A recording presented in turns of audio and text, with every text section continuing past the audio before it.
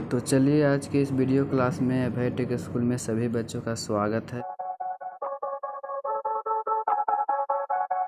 और आज हम क्लास 7 हिंदी अध्याय 1 मानो बनो का प्रश्न उत्तर को बनाएंगे।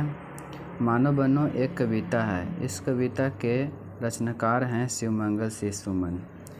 तो बच्चों सबसे पहले हम लोग प्रश्न संख्या 1 की ओर चलते हैं। प्रश्न संख्या 1 है मानो बनो शीर्षक कविता के कवि कौन हैं? तो इसका उत्तर होगा शिवमंगल सिंह सुमन। प्रश्न संख्या 2 मानव बनने के लिए हमें कौन कौन सा कार्य करना चाहिए? तो इसका उत्तर होगा बच्चों मानव बनने के लिए हमें किसी का आसरा नहीं करना चाहिए, आंसू नहीं बहाना चाहिए, किसी के आगे हाथ नहीं फैलाना चाहिए, हुंकार करना चाहिए, अपने आंसुओं को जन कल्याण में लगाना चाहिए। प्रश्न संख्या 3 कवि के अनुसार सबसे बड़ी भूल क्या है? तो इसका उत्तर होगा बच्चों मानव का सबसे बड़ी भूल है किसी पर आसरा करना अर्थात आशा लगाना। प्रश्न संख्या 4 अर्थ स्पष्ट कीजिए। तो प्रश्न संख्या 4 का प्रश्न है अब अश्रु दिखलाओ नहीं, अब हाथ फैलाओ नहीं। तो इसका अर्थ है बच्चों किसी के सामने मत रोओ कि हमें इस चीज़ की कमी है तथा किसी चीज़ के लिए भी हाथ मत फैलाओ। प्रश्न संख्या 5 का ख अब हाथ मत अपने मलो, जलना अगर ऐसे जलो, अपने हृदय की भस्म से कर दो धरा को उर्वरा।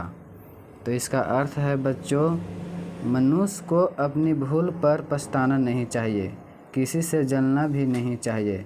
यदि जलना हो तो अगर धूप की तरह जलो। हे मानव अपने हृदय भस्म से पृथ्वी को उर्वरा बना दो अर्थात अपने जलन को भी सार्थक कर दो। अब हम लोग पाठ से आगे की ओर चलते हैं। पाठ से आगे का अर्थ होता है बच्चों ये जो प्रश्न पूछे गए हैं ये पाठ से नहीं पूछे गए हैं, ये पाठ के अलावा पूछे गए हैं जो कि हमें अपनी बुद्धि या क्षमता से उत्तर देनी पड़ती है। तो प्रश्न संख्या 1 मानव बनने की बात जो कवि द्वारा बताई गई है इसके अतिरिक्त आप मानव में और कौन कौन सा गुण देखना चाहेंगे? तो इसका उत्तर होगा बच्चों कवि मानव बनने के लिए अनेक बातें बताई हैं, इसके अतिरिक्त हम मानव में निम्नलिखित गुणों को देखना चाहते हैं। तो इसका पहला गुण है बच्चों मानव कर्मशील बने, मानव समय का महत्व दे। और दूसरा गुण है मानव में परोपकार का गुण हो, मानव सत्य अहिंसा का प्रिय हो तथा अनुशासन युक्त हो। प्रश्न संख्या 2 अगर कोई समस्या आपके सामने आती है तो इस समस्या का समाधान आप कैसे करते हैं? उदाहरण सहित समझाइए। तो इसका उत्तर होगा बच्चों मानव के सम्मुख समस्याएं अनेक आती है लेकिन उन समस्याओं से घबराना नहीं चाहिए और हाथ पर हाथ रखकर चुपचाप बैठना भी नहीं चाहिए। भाग भरोसे तो कायर पुरुष रहते हैं, अतः आई समस्या का समाधान करने के लिए कर्तव्य परायण होना चाहिए। उदाहरण में हमें वर्ग में प्रथम स्थान पाना है लेकिन हमारे सम्मुख एक समस्या है कि परीक्षा के समय ही हमारे घर में बहन की शादी है, घर में बहुत आदमी जुटेंगे, कोलाहल होगा, बाजे बजेंगे, मंगल गीत होगा, पढ़ाई में दिक्कतें होंगी लेकिन हमारे विचार से यह समस्या कोई बड़ी नहीं। अगर मनुष्य मनोयोग से अध्ययन करे तो गीत बाजे की ध्वनि नहीं सुनाई पड़ती है। मनुष्य को दृढ़ संकल्प होना चाहिए तथा अपने कर्तव्य में लगा रहना चाहिए। जहाँ तक हो अध्ययन कक्ष शांत जगह चुनकर पढ़ना चाहिए।